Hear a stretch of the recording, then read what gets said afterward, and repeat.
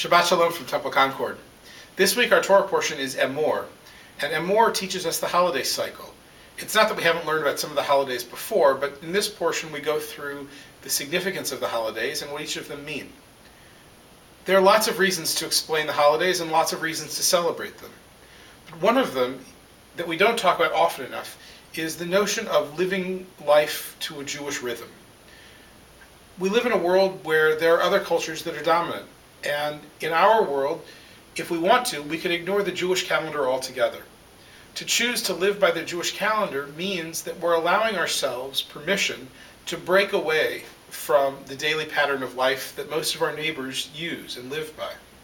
It also means, though, that we're willing to embrace a level of spirituality and say, this has meaning to me, and I'm going to separate myself and give myself these gifts, these celebrations. Now, that carries with it some challenges because it means we have to take time off from work or from school, and it means we have to observe things in different ways. And we Reformed Jews have all sorts of questions with observance to begin with. But beyond all of that, this is the magic that most of us feel the first time we're in Israel. When we wake up on the second or third day of being there and we realize that the clock is running on Jewish time, not on the time that we're used to running. And the reality is, we can have that same magic that we feel there, here, if we choose to do so. So one way is that you make family time, downtime, at the same time as Shabbat. Another way is that we mark the Passover and Rosh Hashanah seasons, those two marks, as big times during the year when we go through big changes. Growing up, my mother always took us out for new clothing, for Rosh Hashanah and for Passover. So that those became signposts for us. In a sense, our clothing helped us remember that we were Jewish. It was a little thing that my mother chose to do, but it had immense value. And there are lots of little choices we can choose to do that along the way. In a couple of weeks, we'll celebrate Shavuot, and that's a wonderful way to mark a Jewish time. On Shavuot, we mark the giving of Torah, and we celebrate as our confirmands choose to receive Torah in an adult way.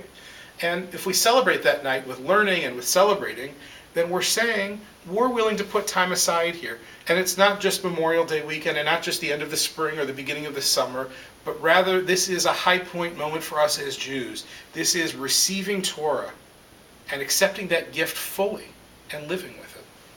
Between now and then, there are lots of things going on at the temple, and I hope you'll join us. Shabbat services this week are at 6 o'clock on Friday evening. On Shabbat morning, we'll celebrate as Jacob Colden becomes a bar mitzvah. On Saturday evening, we'll celebrate Lag BaOmer, which is the 33rd day of the counting of the Omer. And traditionally in Israel, this is a big barbecue time, and so we're going to have our own temple barbecue out at Highland Forest, and I hope you'll join us.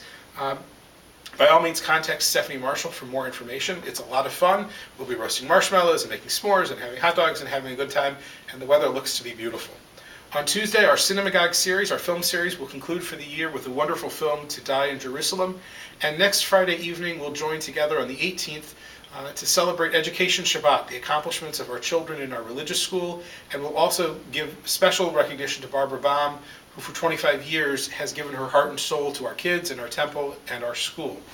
For now, though, I wish you a Shabbat filled with relaxation and joy, and I encourage you to try living on Jewish time, to see what it feels like, so that the notion of Jewish Standard Time, always being a few minutes late, gets replaced in our vernacular with the notion of living on a spiritual time, a time that has meaning and value and adds to our life. For now, though, Shabbat Shalom. I look forward to seeing you at the temple.